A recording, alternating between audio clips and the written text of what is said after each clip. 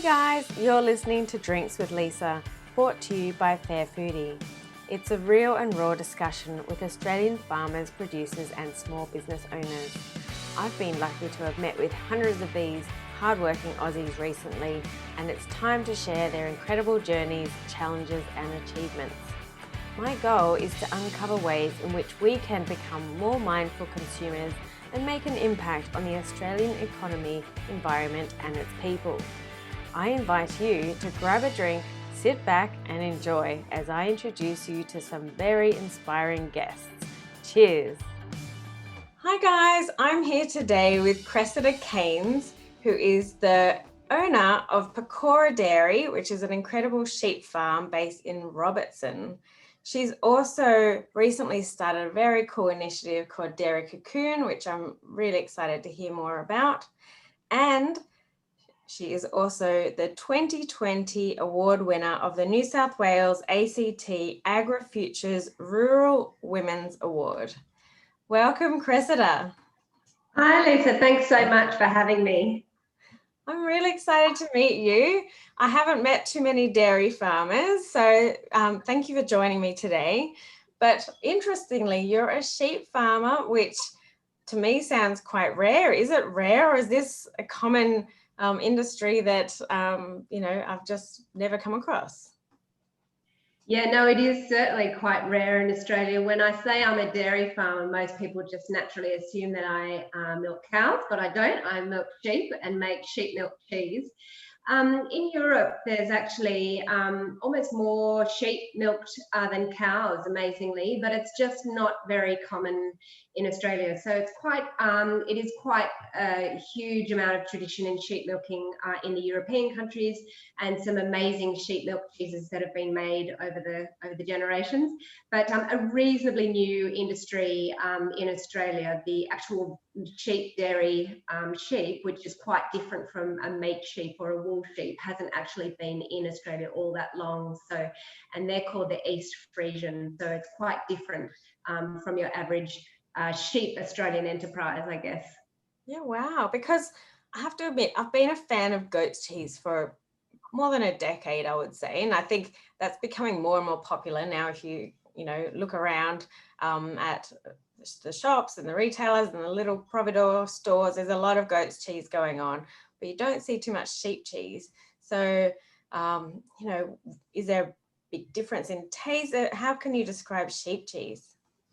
Yeah, sheep milk's amazing stuff, actually. It's very, very high in calcium and in protein and in nutrients, actually almost more so than any other milk.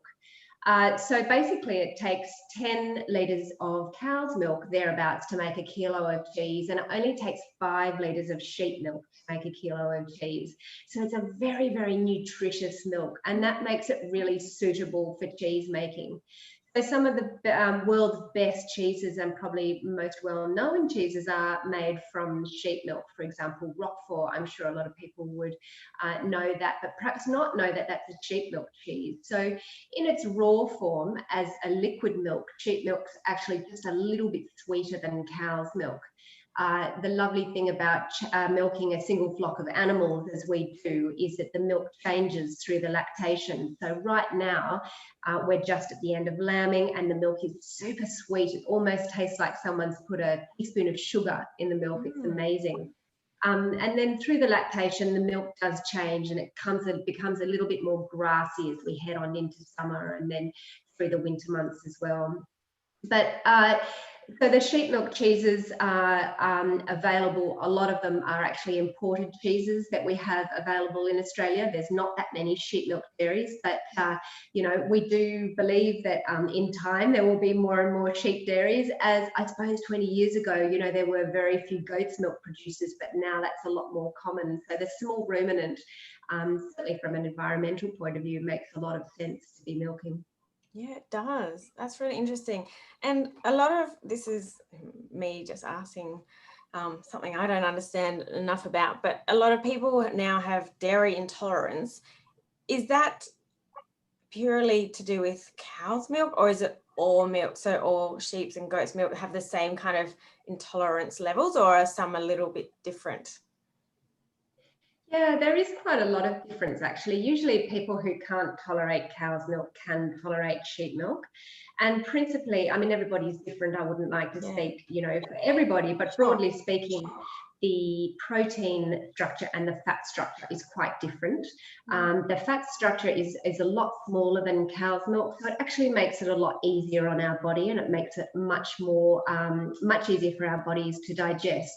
So generally speaking, if there are some dairy intolerances, then sheep milk can be quite tolerable for people. Cool, that's really interesting. Obviously, any listeners out there, do your testing wisely.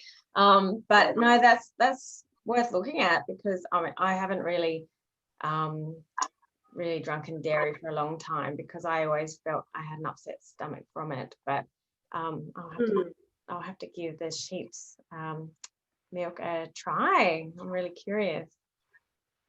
So what made you and your husband go into the sheep farming business?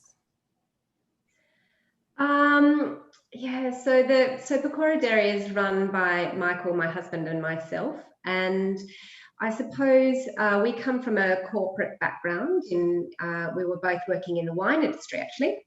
So there's a certain confluence between the art and science of all of the fermentation. I mean, obviously, cheese is one of the original fermented foods.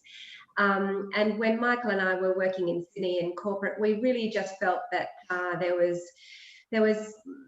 more to life, and we wanted to make more of a contribution, I suppose, and we wanted to ultimately work for ourselves. And we came up with the idea of sheep dairying.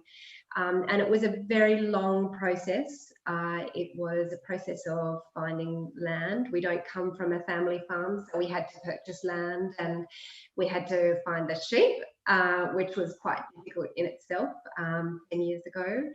And then we had to start building infrastructure, and also our knowledge. It took us a long time to learn about not only the science of agriculture, but also the science of cheese making. So over about 6 or 7 years, we did a lot of study, both online and practically. There weren't a lot of cheese making courses in Australia at that stage. So a lot of what we learned back then was through trial and error. And my husband, Michael, was traveling to Sydney to his corporate job still. And I was sort of running the farm, and then I'd hand milk ewes and then freeze the milk, and we'd make cheese on the weekend. So it was a long process. And I guess looking back on it, it took a certain amount of tenacity for us to keep going. But we had a pretty clear focus and a pretty clear goal of our sheep dairy, and we really knew that it was an idea that would work, and we were so passionate by that stage about both the animals and the land and making cheese that we just kept going. And then in 2011, we became commercial cheesemakers and actually won a gold medal that first year with our Abra Mountain Blue. So it was a great way to kick things off. Yeah, we knew we were on the right track. Oh, congratulations. That's fantastic. Wow. And yeah, that's in your first year making cheese, you won an award. That's brilliant. And you're not just looking out for your own dairy, you're really interested in the whole industry as a whole, aren't you, with your initiative for Dairy Cocoon? Tell me more about this. Yeah, I suppose during my years in the dairy industry, I've been sort of looking around and viewing the industry as a whole. And our dairy is in Robertson, so that's in the Southern Highlands of New South Wales. And it's a very traditional dairy farming area, actually. Some time ago, there were dairy farms everywhere, but now not so much. And I would go around our little area as I was driving around, and I'd see dairy sheds sort of littering the landscape. And I started to look a little bit more widely into that, and look a little bit more broadly, also nationally speaking, about the state of our dairy industry. And it's really quite a worrying trend. I noticed that small dairy farms are closing down. So just to put it into perspective, in the 1980s, there were 22,000 dairy farms in Australia, and today there are just over 5,000. So Wow. it's a massive drop. It's a massive, massive drop. And in fact, last year, we had 486 small dairy farms closed nationally. So that's small dairy farms, I'm talking 200 cows and under. And that was actually the largest national exodus. And given that 98% of these farms are family owned, it's a pretty confronting situation. Yeah, And I guess I really felt that we really, really need to do something about this crisis, because of course, once they're gone, they're gone. The land's gone and it gets developed, and the dairy farming industry is really owned by a small number of very, very large players. That's right. And a lot of international players now, aren't they? Indeed, indeed. And small business is hugely important to the Australian economy and hugely important to Australians. So I came up with an idea of creating a website. I've called it Dairy Cocoon, and it's going to give willing small dairy farmers the business tools and the support to potentially transform up the value chain. So we have a situation where small dairy farmers are currently, a lot of them are selling their milk to the big processors, and therefore to that tightly held retail market, and there's just no bargaining power for them. It's just too hard. There's no profit in it.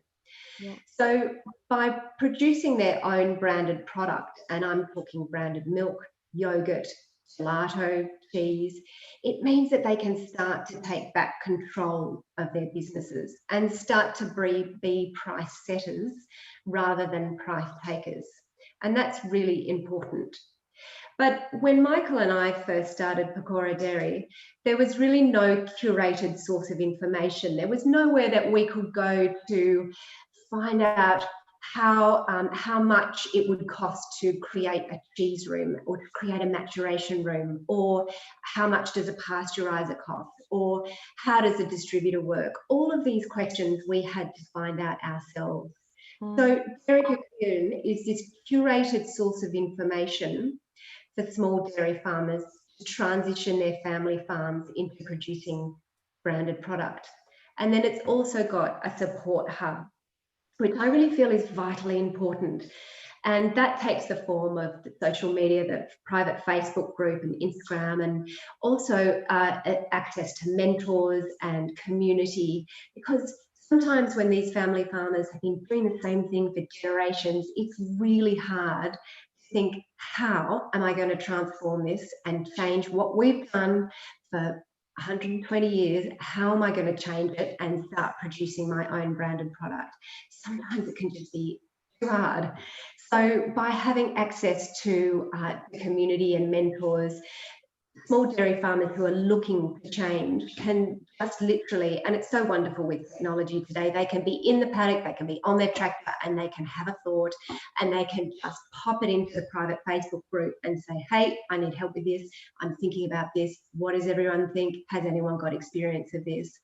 So I think those two elements together really form a beautiful package that any small dairy farmers who are looking at that transformation can feel well supported and find those business tools and skills to help them transform. That is fantastic. It is such an exciting project. And when I first heard about it a few months ago, I thought I need to get in touch with you and find out more. But it sounds like it's developing quite well. And what you just described as, you know, a farmer out in the field on his tractor wanting to share a thought or ask for support from the network is actually so important, because there's a lot of people right now feeling very isolated, no doubt having, you know, there's a lot of, you know, mental health issues with people who are very lonesome, particularly now in the pandemic, but always, I imagine, for people with, you know, working on rural farms where there's not a huge community around them, and potentially in the past they've always felt a little bit of competition from other farmers. I'm not sure. but you're really bringing them together to say, we're in this together, let's build each other up. Yeah, I think so. And I think the exchange of information is one of the most powerful mechanisms we can have to move an industry forward. And again, when Michael and I first started in the industry, it was quite closed. People weren't talking to one another. And that's quite different now. There's wonderful exchange of information between all of us cheesemakers, and it's really quite collaborative. But to see that on a wider scale and to encourage more small dairy farmers into the industry in whatever branded form that they take, and milk has just as much integrity as cheese. It doesn't need to be something as scientific and as complex as cheese making. It can simply be branded milk or yogurt, or, as I said, gelato. Because interestingly, although we have on one hand this situation where small dairy farmers are closing down at an alarming rate, on the other hand, we have a situation in Australia where we actually import a massive amount of both specialty cheese and yogurt. And that's actually increasing by 4,000 tonnes every year. Wow. So there is huge opportunity. Australians are demanding more and more specialty cheese and yogurt, but currently that demand is being met by overseas product. So there is huge opportunity for small Australian dairy farmers to have their slice of the pie. And I think it's particularly interesting at this, and in this time with this pandemic that we're just going through at the moment with COVID. There's a very, very interesting and profound push towards Australian produce, and that includes Australian cheeses and Australian branded dairy. And so really, it's the most ideal time to be starting a project like this and to be encouraging small dairy farmers and small ruminant farmers to be considering a pathway whereby they can be transforming and producing their own branded product.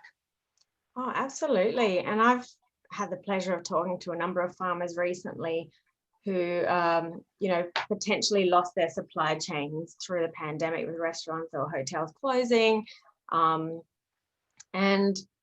having started Fair Foodie to provide that platform to reach out directly to consumers, got me talking to a lot of these people who were very fearful of going online and having to digitize their business and do something like marketing like you're working on, which is something very new that they've never had to think about before. They are a little bit, some of them are quite fearful of being on the internet, and it's a whole new world. So, I'm having to reassure them that this is the way forward. In a way, if they want to come on, join Fair Foodie, helping them get set up, because potentially, some of these people don't have, technical computer skills, and that's fine. We'll help them out as well. But it really is a whole new era for farmers, but also for Australian consumers who do want to support Australian producers. And I think we're only just realizing what we've done in importing and buying all these beautiful international products, but knowing that they are actually here and available today locally is also really exciting. And I think Australian consumers want to support that. So it's a great project you're working on, and I'm very excited to see where you take it. Yeah, thanks, Lisa. Yeah, I do think it's a really ideal time. And I suppose just on your point about distribution, that's one of the things that the website does aim to help with. Is you're absolutely right. Farmers, often they're on their farms, they're managing their animals, they're managing the milking, they're potentially making their own product. And so to get the product out there is a whole nother altogether. And so to be having, organisations such as Fair Foodie, where farmers can just list their products and they can be found, and there can be a collaborative style and a combined approach to list, a whole suite of farmers and producers for the customers to find, is just fabulous. And it's a new and exciting kind of area for both farmers, Australian farmers, and also for consumers. Oh, absolutely. And so for people who want to try your products, they can jump online and buy. You've got some hamper packs at the moment of cheeses, but can people also come to your farm, or where can they source your products locally? We do. We have online, we do a monthly cheese box, which people can pop on and have a look at. And that's express posted to your door. So it's so much fun these days receiving parcels in the post. That seems to be another thing with COVID, where we're all sending ourselves little presents, which is really rather nice, particularly as we can't go anywhere. Yes, and other than that, I do Kiama Farmers Market if anybody is in the area on the south coast on a Wednesday afternoon. And we just actually opened a little shop in the main street of Robertson. And we not only have our cheese, but we also have cheese from all around Australia, from all of our colleagues and mates who are cheesemakers. So I'm up there, and I'm more than happy to chat people through cheese, because it is my absolute passion. And Australian cheeses, you know, there's some wonderful producers in Australia now producing some really fantastic artisan farmhouse cheeses. So it's such an exciting area to be looking at. I mean, gosh, you know, what's better than having a glass of wine and some cheese on a Friday night, you know? And if that's the way you can support Australian farmers, then gosh, let me at it. I agree. I'm all for that. Yeah. Happy to support. Yeah. I should have asked you, what are you drinking today? Because we are having a drink together. Oh, we are, Lisa. Yes, it's look, it is mid-morning, so I didn't crack the bubbles, but this is my lovely sheep milk coffee, and it's such a treat to have our fresh milk in our morning coffee. So yes, I'm sipping along on that. Oh, lovely. And I should mention I'm drinking Opera Chai, and Opera Chai is one of the Fair Foodie vendors on our site. Check them out. They've got beautiful chai. So I'm drinking this with coconut milk, but I will need to try the sheep's milk. So I'm curious about pasteurization. Some milk, I believe, is it right that some people choose to drink unpasteurized milk for nutritional reasons, or am I right or am I wrong? The commercial milk is always pasteurized, isn't it? Yeah, that's right. Yep. So pasteurization is a process whereby milk is heated, which effectively kills any bugs in milk. And the process of pasteurization, which was obviously created by a man called Louis Pasteur, was in fact absolutely groundbreaking, because people were dying from milk with bacteria in it. So pasteurization has had a huge place in the bottling of milk and the delivery of milk safely to the consumer. In my opinion, raw milk is a different question from raw milk cheese. Raw milk in a commercial setting where it potentially goes from a farm through a pump into a tanker, and then it goes to a bottling facility, and then it goes onto supermarket shelves. I do think it's a good thing that milk is pasteurized in Australia on a commercial scale like that, when you're buying it potentially from the supermarket. If it were to sit on the loading dock for any length of time or anything like that, potentially any bacteria could start proliferating in the milk. So just to make it safe and easy for consumers, I do support pasteurization of milk on the supermarket shelf. However, raw milk in cheese making is a completely different thing. And in 2015, the laws for making raw milk cheese in Australia changed, but there was no framework whereby Australian cheesemakers were able to make a raw milk cheese. So we took it upon ourselves to negotiate with the New South Wales Food Authority, and really my husband did a lot of work with this. We negotiated with the authority, and also in combination with a group of scientists. And what we did was come up with an actual computer model whereby cheesemakers can input their all their parameters of a cheese and work out how they can make a raw milk cheese safely. And the principles behind it is that it's a process of the computer model actually assumes that there is a certain bacterial load within the milk. And then once the cheese goes into the maturation stage, that's where it sits on the shelf and develops a rind, and all of those beautiful bacteria in the cheese start to do their work and create those lovely flavors. Any potential bacteria which are harmful will actually proliferate, and then they'll literally run out of food and die. So it's a very scientific process, and it is a way that Australian cheesemakers can safely make a raw milk cheese. And it's really exciting. So Pecora Dairy is the first licensed raw milk cheesemaker in Australia. Wow. And we make two raw milk cheeses. Our first one is called Yarrowa, which is a semi-hard cheese. And Yarrowa is the name of the indigenous bush, which is specific to our very small pocket of Robertson. And we also make a raw milk feta. So it's hugely exciting that cheesemakers are now able to have all of these indigenous microbes in the milk. And what it means is that cheesemakers can have a cheese which is an expression of terroir, a little bit like wine. So really, it's a taste of the landscape of where the dairy farm is and how they're farming. So it's unique to their patch of ground. And, you know, while we're a reasonably young industry in Australia, we don't have the traditions of Europe. We do have some of the most amazing climate and soils, and the ability to have our animals outside all year. You know, in Europe, often the animals are housed for part of the year, but we don't need to do that. We've got this incredible climate. So for us to produce cheeses that are a taste of the landscape, an expression of what the climate is really just so exciting for the Australian industry. Wow, that's incredible. And so it sounds like a lot of work to get that approval process through. Why was it so important that you pursued that?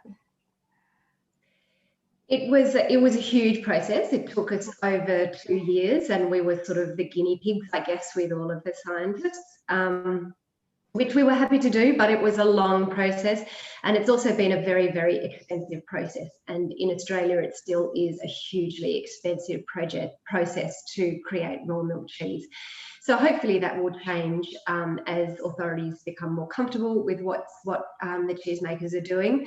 But I suppose for us, making raw milk cheese is the most complex thing you can do in cheese making.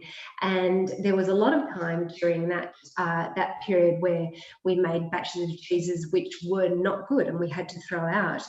And so to take the milk, which has got all the indigenous microbes, is almost like going back to the drawing board with recipes.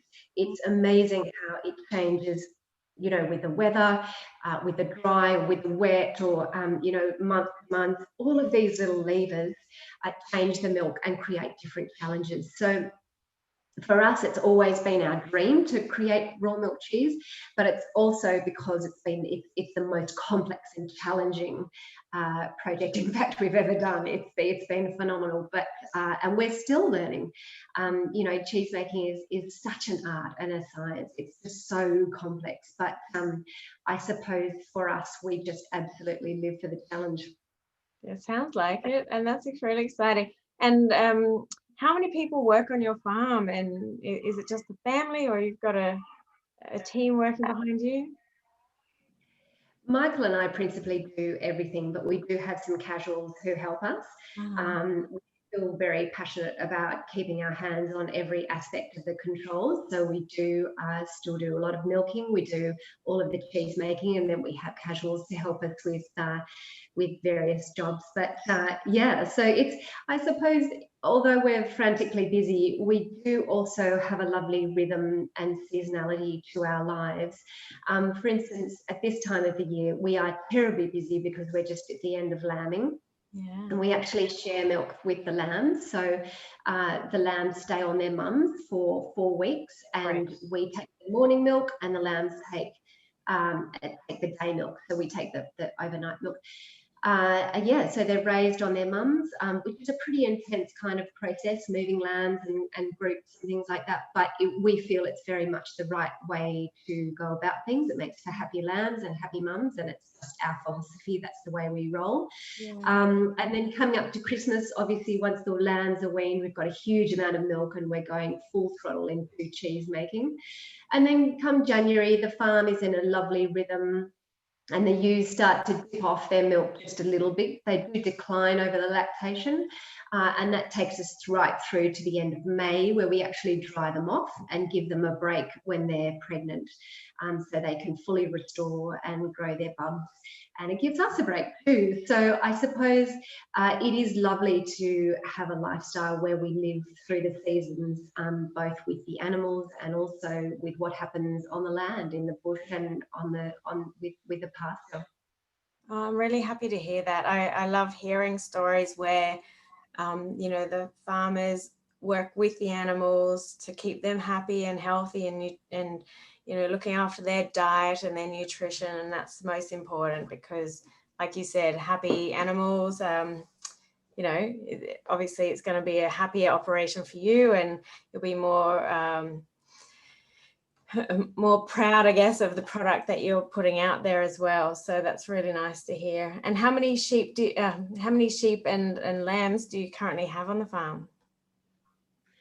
Well, I'm not sure about lambs. We haven't even started counting yet. There's a lot. But in terms of in the dairy, we're looking at milking. I think we'll get to about 150 ewes in the dairy this season. So there's still a few to lamb, but it's actually been an amazing season, and particularly given the you know, the ravages of the bushfires and the difficulties of last year, we've had a huge amount of rain over winter. A lot of it was during lambing, which was quite challenging, but it has made for the most extraordinary spring, and the farm is looking completely sparkling. We have a lot of grass, and all the bushes bounced back after the drought. So we have some incredible, a lot of beautiful native ferns and huge towering gum trees, and all the wildlife that is really, really important to us for the health of the farm. We have beautiful lyrebirds and echidnas, and incredible, you know, little native birds and insects and things which go to make up the ecosystem on the farm, and you know, that's all reflected in the cheese. Yeah, absolutely. Wow, it sounds like a little piece of paradise you have there. It sure is. Oh, lovely. So what's next for you and Pecora Dairy? Look, so many plans, Lisa. Yes, we have lots going on in the pipeline. Really, at this stage, we're just sort of getting through to Christmas. We've got some beautiful things planned for Christmas, which we'll be revealing sort of through my newsletter and on Instagram and things, which is where I like to hang out. But we continue to refine the process of our raw milk cheese. As I said, it's complex, and we still have work to do, which is really exciting. But certainly more study in the wings, and I've got a lot of work to do with Dairy Cocoon, and I'm just really, really looking forward to that. I suppose I want to give back. You know, I've had a great run in the dairy industry and producing what I do at Pecora Dairy, and I would really, really love to help small dairy farmers and give back to the industry. Well, good on you. I think you're doing amazing things, and you're very worthy of this beautiful award that you received only early this year, wasn't it? Or end of last year, this year? It was, yes. And there was a very swanky dinner, which I was so looking forward to, which we missed out on. But anyway, that's the way it is at the moment. But it was such an honour. It was such an honour to receive it. So, yeah. No, fantastic. I think you're doing amazing things for the dairy industry, and I'm really excited to see where you take it. And we're very, very proud to have Pecora Dairy on our Fair Foodie marketplace. So people can jump online and find your boxes that you're sending out, And do you ship them Australia-wide currently? Yeah, we do. Yeah, through Australia Post and packed with ice, and it's a great system. It's working really well. Perfect. Good. All right. Well, I recommend everyone jump online and check them out. Order your cheeses, and we'll definitely be looking out for your Christmas surprise packages coming soon. Thank you. For sure. Thank you, Cressida, for joining me today. Find Pecora Dairy on fairfoodie.com.au, and we'll make sure we also include your Instagram links below. So thank you, Cressida. We'll definitely be keeping an eye on Pecora Dairy. Thank you so much, Lisa. I've so enjoyed our chat. Okay, have a good day. You too. If you've enjoyed this podcast, please be sure to like and share it and smash the subscribe button. And if you are an Australian farmer, producer or small business owner who would like to have a drink with Lisa, get in touch.